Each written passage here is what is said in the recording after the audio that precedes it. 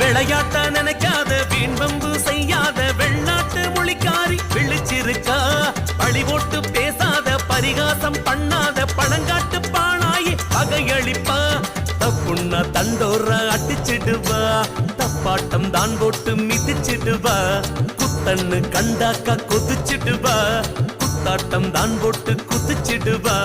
சத்தியமே ஜெயிக்கும் என்பா, சமத்துவமே வேண்டும் என்பா. மக்களுக்கு வாக்கும் சொல்வா, நானே மகாசக்தி என்று சொல்வா.